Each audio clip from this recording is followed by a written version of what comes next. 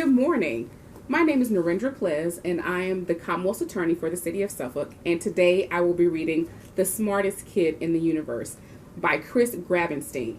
I won't be able to finish the book for you today, but we're going to get started, and hopefully you'll like it so much you'll want to finish it on your own. There is a prologue, so let's go. Eduardo Leonis wasn't the bravest pirate on Captain Aliento de Perro's crew, but he was definitely the smartest, because he was the only one not on the sinking ship. Cannons boomed, masts snapped, the sky was on fire, and Eduardo was safe in a bobbing rowboat well below the fray.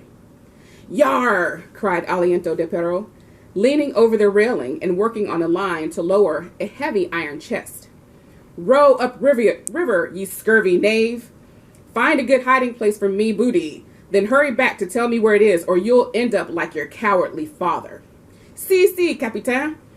the clever Eduardo shouted back, even though he planned to obey only the first half of that order. Because the treasure wasn't the captain's. Aliento de Perro had stolen it from Eduardo's father.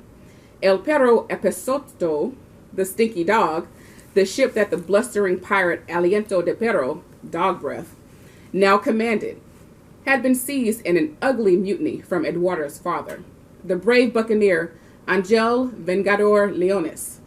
After forcing the ship's captain to walk the plank, Aliento de Perro had kept young Eduardo alive only so he could torment the boy.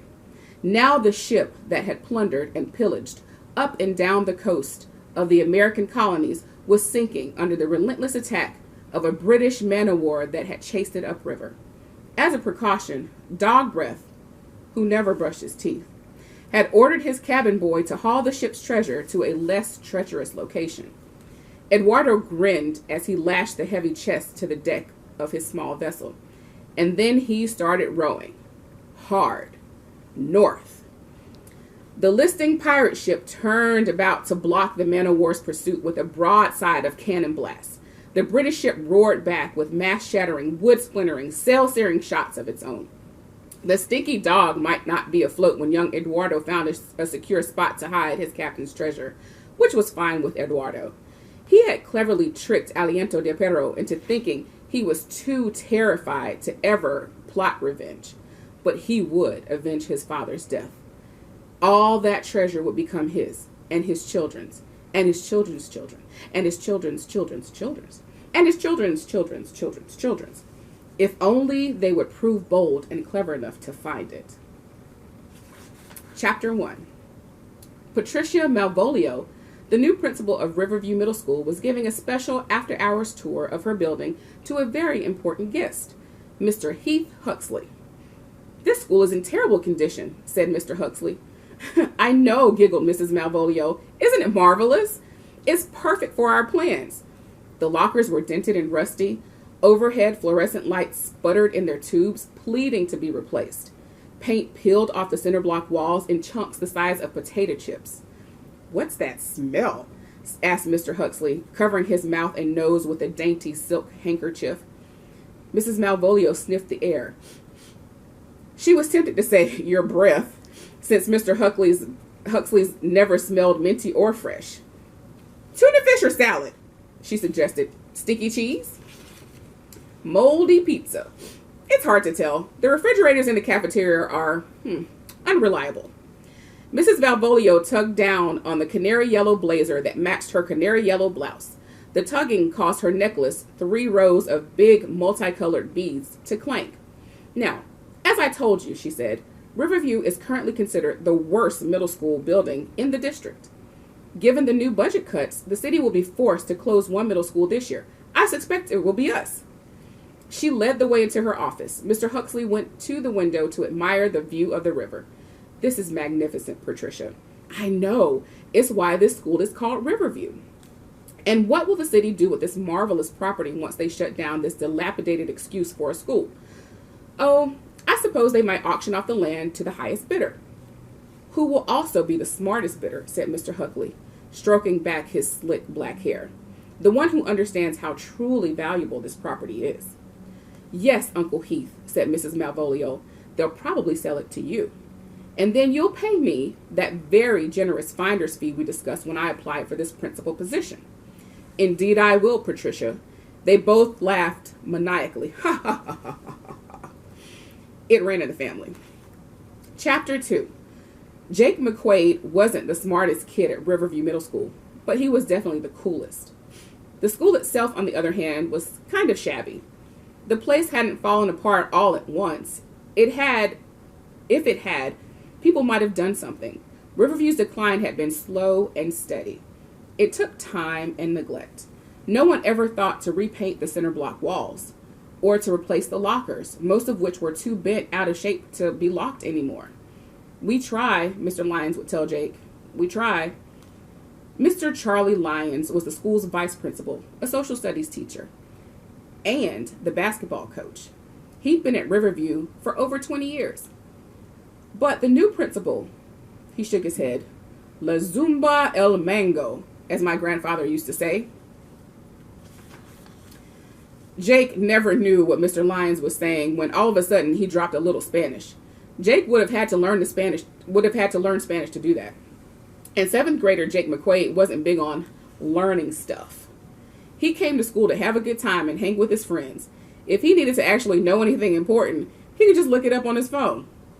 He stopped by the bathroom to check his look in a mirror. Black hair, blue eyes, and fair, freckled skin. It was a good look. And lately, Jake wanted to look good. Because of Grace. Grace Garcia. How's it going? Jake said to just about everybody he passed as he cruised up the hall. He was cool. He could chat with one friend on a cell phone while using his free hand to knock knuckles with a dozen more. Jake's best friend was Kojo Shelton. Kojo was a science geek who spent a lot of time streaming detective shows. He called it his extra credit homework. Because I'm going to be a detective when I grow up, he'd say, I need to know forensic science and TV detectives. Recently, Kojo had stumbled upon an ancient show called Kojak on some obscure cable rerun channel. He'd become obsessed with the famous TV detective.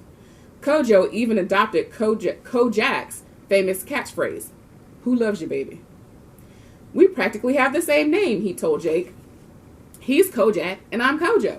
Of course, he's a bald, old Greek dude and I'm a handsome, young black dude. But hey, we both like Tootsie Pops. I don't, said Jake. Too much work sucking through that hard candy shell to get to the Tootsie Roll. For real, Jake McQuaid, you are the laziest kid in the world. You know that, right? We're all good at something, Kojo.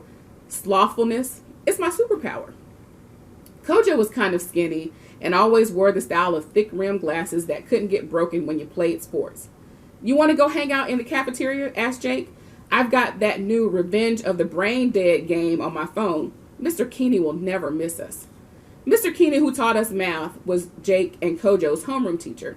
He usually spent the first 15 minutes of every school day with his feet propped up on his desk, his chair tilted back as far as it could go without tipping over, and his eyes closed. This is homeroom, he'd said once. If I were home, I'd still be sleeping. So keep quiet. I need a nap. No thanks, man, Kojo told Jake. I want to talk to Mr. Lyons in his office. I need his help on an extra credit social studies project. Is it about the history of the school's vice principal having his office inside an old janitor's closet complete with a mop sink? Nah, everybody knows the answer to that one. The boys' bathroom on the second floor leaks through the ceiling of the vice principal's office. Has for years. If Mr. Lyons used that office, his hair would be wet all the time. And why are you doing another extra credit project? Because, Jake, even though I could get by on my looks, I prefer to be smart too. Going for another straight A report card. Jake shrugged. Straight C's are fine by me. You need help on your science homework? Nah, I need to go slay some zombies. So those are the first 2 chapters in The Smartest Kid in the Universe. I hope you liked it enough to go to the library and check it out and finish this book. Thank you so much and have a great day.